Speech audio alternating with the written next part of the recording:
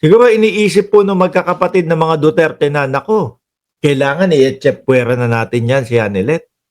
Baka mamaya humati pa sa kayamanan na iiwan sa atin ng ating tatay. 9 na warnings, di ba? Ayan. Isa din ho, nagreklamo. Talagang magulo na ho sila. Sir Bugi Arellano. No? Talagang wala na. Ang ending ho nito, watak-watak na din po ito, mga kababayan. Oh, si Maharlika bumabanat na, di ba? Pinagtatawanan. Sabi ni Maharlika doon sa kanyang video, pinagtatawanan po na wala pa daw ilang daan yung pumunta o pumupunta doon sa dahig kay dating Pangulong Duterte. Oh, biruin mo yun. Sa susunod, pati si Roque. Kapag ka nahuli na ho si Roque, mga kababayan, baka magsalita na din po yan. Oh, sino ang nagutos sa iyo na sabihin na pababagsakin ang gobyerno ng Pilipinas nung nasa Hong Kong ka? Baka pag tinanong ho yun, since nahuli na ako, aaminin ko na. Oh, sabihin, si Duterte po. Diba? O game, Hanilet! Ang nangyari nun, wala akong, di ba sabi ni VP siya, may 9 na warnings, di ba? Ako, nung pagbisita ko ng hapon na yon, 5 minutes bago matapos ang visitation namin, time namin, sinabihan ako nung isa doon, sabi niya na, nung July 19 daw, nung phone conversation namin, meron daw akong sinabi, sabi ko about the case. Sabi ko, I don't know anything about the case. Kaufman is not discussing anything about the case. You know that, Mr. Kaufman. I have not asked a single paper from you. Sorry pero tingin ko, ang ginagawa lang dito, pinapadaan lang kay Kaufman to. No, pinapadaan lang kay Kaufman to, mga kababayan. No, kasi parang ang nangyayari po ay nag-aaway-away na sila. May nakikita ako, meron Team Alpotera na which is yung mga magkakapatid na mga Duterte, Team Alpotera sila. Tapos ang Team Hanilet naman po, itong si Roque at si Maharlika.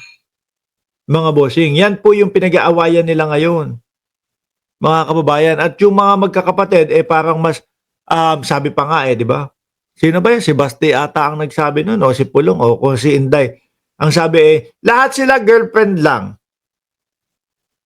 Biruin mo yun. Isama nila si Hanilet na araw-araw kasama nung kanilang ama. Tapos si Kitty Duterte.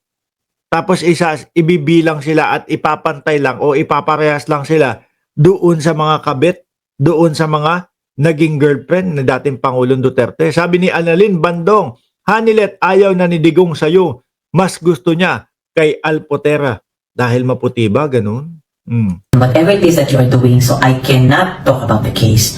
And also, nung time na yun, 5 minutes bago matapos, sinabihan na lang ako na isususpend daw ako. Ang sabi pa nga ni PRD, doon sa lalaki na nagsabi na, sabi niya, you cannot do that. Oo. Halata ho, mga kababayan na gustong makita ni dating Pangulong Duterte itong si Hanilet. Diba? Natural ho. Biruin mo nung pagka-presidente ni dating Pangulo, mga kababayan. Nung pagka-presidente ho, nandiyan lang, nasa likod lagi si Hanilet. Mga bossing, hanggang makulong ho, nandiyan pa din ho, mga kababayan. Hindi bumibitaw. No? At tingin ko naman dito kay Hanilet ho, mga kababayan, mga boss Chipamo sir, kaya lang niya talagang pinipilit na makapasok, mga bossing. Kaya lang pinipilit makapasok ho, mga kababayan ni Hanilet, ay dahil po doon sa pagmamahala nila. Di ba? Dahil po doon sa pagmamahala nila, biruin mo, ilang taon kayong magkasama, araw-araw magkatabi, matulog. Tapos eto, nung nakulong na, nung alam mo na nahihirapan na yung kabiyak mo, syempre gusto mo laging madalaw. Pero mukhang hinahadlangan na po ng kampo ni Kaufman. No? Hinahadlangan na nung kampo ni Kaufman si Hanilet. Dinedeprive na po, mga bossing. Ingat lang tayo, magaling gumawa ng script ang mga DDS. Tuloy.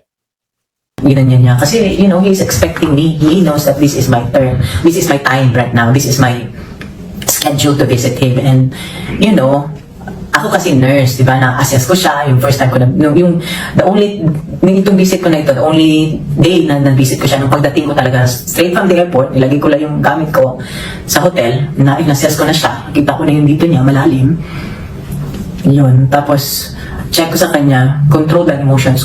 Sabi ni Ma'am Rosewin Isidro, kausapin mo na lang si Sarah. Siya ang nag-handle niyan.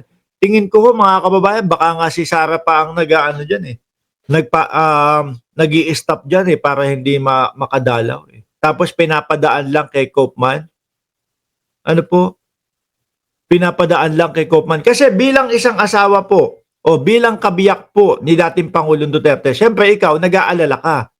Humihingi ka o nagtatanong ka ng payo sa ibang mga lawyer ho, mga bossing. Hindi ka magre-rely doon sa isang lawyer lang na nandoon na.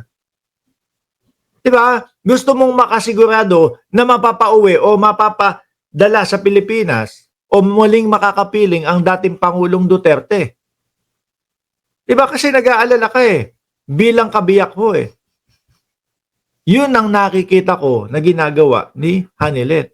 Pero si Koopman, mukhang takot na kumakausap si Hanilet ng ibang lawyer at nagtatanong po, bakit? Bakit? Biruin mo ba naman? Magkano ho ang sinusweldo ni Koopman, mga kababayan? 140 to 150 million daw ho. No? Sa pera ng Pilipinas. Akalain mo yun, laki nun ha? Ang laki ho nun. At panigurado ho ako, mga kababayan, sa isang taon nito, 1.8 billion. Multiply mo sa 10 taon na magtutuloy-tuloy yung kaso ng dating Pangulo, aabot po ng 18 billion. Huwag naman daw mag-alala. Sabi ni Pulong Duterte, yakang yaka. Ano? O, tuloy. Ko na ano. Tapos, yun, after nung just 5 minutes, saka ako nilapitan nung lalaki, sabi niya, sususpend daw. And this is exactly what the PRD said. You cannot do that, sinabi niya. Tapos the following day, wala na akong busy. Diba? Si Hanilet pa ang sinuspend nila. Ako ho, mga bossing, kung tatanungin niyo ho ako, kahit papaano, syempre yung mga anak, si Sarah, si Pulong, si Baste, may mga asa-asawa na din ho yung mga yan. Diba? May mga kanya-kanyang mga pamilya na ho din na yan. Kung sino ang gusto mong makasama, syempre ho, yung misis mo na din ho. Yan, yung makabiyak mo na din po. Dahil alam mo, na kayong dalawa lang ang mag-aalagaan sa isa't isa. Diba?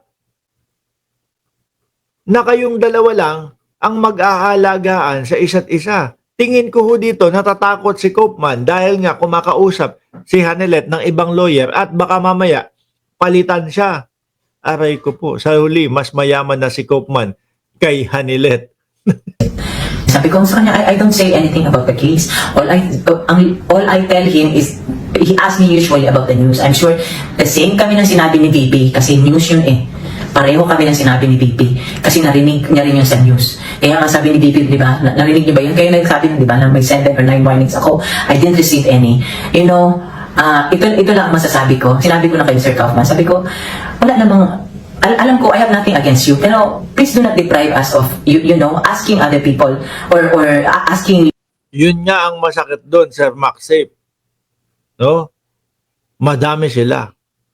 Pero, eto mga kababayan, kaya ako nasasabi nakabastusan po kay Hanilet yon at kay Kitty Duterte. Kasi simulat sa pool pa lang ho sila na yung naging nakabalandra ho nakasama ng dating Pangulong Duterte si Kitty bilang anak nila ni Hanilet at si Hanilet bilang kabiyak. Although hindi po natin laging madalas nakikita ito pong si Hanilet nung Pangulo pa ang dating presidente, yun nga po yung kinatataas ko ng respeto sa kanya kasi nga hindi siya yung maepal, hindi siya yung mahilig makisali.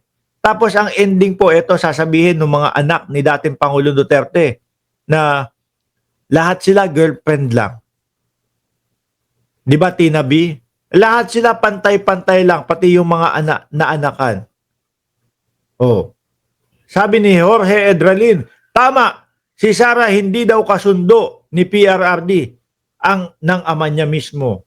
Baka nga kaya medyo ang estilo ni Kaufman pampabagal ho Kumbaga para umabot na nakakulong ho ang dating Pangulong Duterte. Umabot ng nakakulong ang dating Pangulong Duterte hanggang sa election ho ng 2028. Aba, malaking impact yan sa mga DDS. Di ba?